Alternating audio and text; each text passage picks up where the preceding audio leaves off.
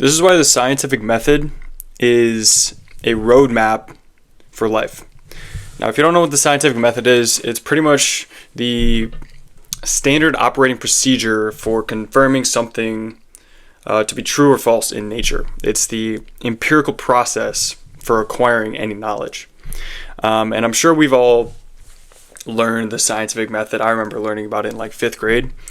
And it consists of many steps, like seven-ish steps. And the first step is observation. It's when you notice something happening. That's literally it. And then the second step is questions. So you develop a question when you ask why or how something is the way it is on the thing that you observed.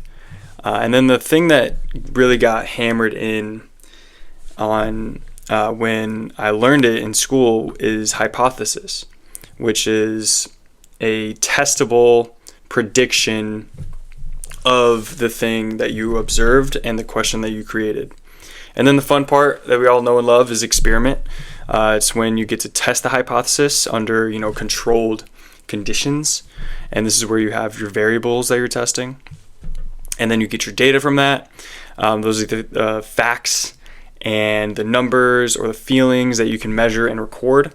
And then you can analyze that, where you look for patterns and just see whether the data supports or contradicts the hypothesis.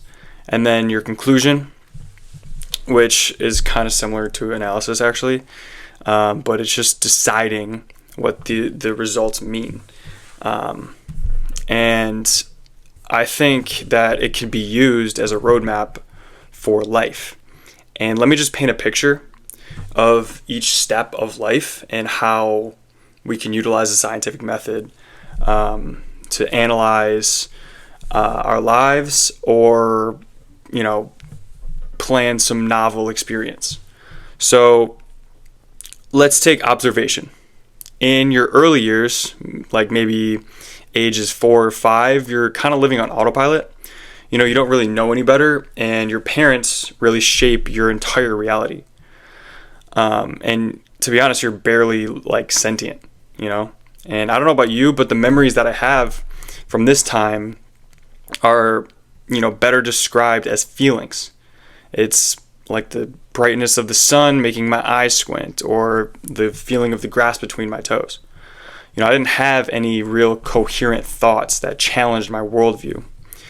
Then one day, randomly, you just gain sentience. You begin to notice small things around you that didn't align with your worldview or your reality thus far, or your internal monologue turns on. And perhaps maybe you ask your parents some deep philosophical questions like, what is life? Or what happens when we die? That maybe they probably don't even know the answer to. Or it could have been a catalyst like something that you heard in church, or something that your older brother said, or maybe you had a dog or a pet that died. Or maybe you went to a friend's house who has a different way of doing things or interacting with the world. But you start to observe shit. Like as you grow, it's just natural. And then you develop a question on the thing that you observe. You wonder, why something doesn't fit into your reality. And you can't really articulate it because you're probably like 4 to 6 years old, like I said. But the more life you get exposed to, which is school, other authority figures, maybe some friends and social interactions, the more questions naturally you have. And this is kind of also when actual coherent memories start. And I have one coherent memory in particular, which was a kid from my preschool that climbed a tree stump and then yelled to the teacher to get his dad so he could see him. And he felt so much pride for accomplishing that task that he wanted the authority figure, he wanted his dad to see him in that moment of joy. And I definitely began questioning feelings, or thoughts. Like I had thoughts about thoughts or thoughts about feelings, which is a key indicator to sentience, really. And I wonder why that kid wanted to get his dad when, climbing that stump was low-key hella easy. And these questions began shattering the reality that you've built thus far and ultimately creating a new one by nurture rather than nature. And that's where you develop hypotheses about those questions. You make the testable prediction. So you start making new beliefs and assumptions about the world. If climbing a tree stump elicits some joy response worthy of praise, then maybe climbing shit is how to get credibility in the world. The observations and questioning that began to shape your reality entice you to test out new theories or beliefs that you have about the world.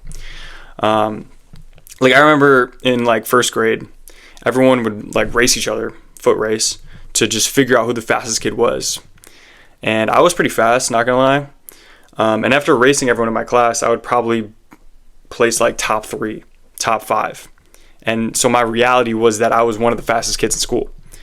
And then once I raced kids from a different class, I remember specifically getting absolutely dusted by this one kid named Drew. He was literally Dash from The Incredibles, I swear to God.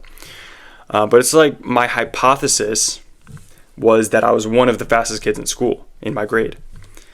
So then you do some experimentation. You test that hypothesis. And in the scientific method, you're supposed to keep all variables the same and just test one particular thing. So, the independent variable is this thing that you're testing, and the dependent variable is the thing that you measure, right? And I was testing in this scenario whether or not I was the fastest kid. So I raced, and we measured based on who reached the finish line the first, for example.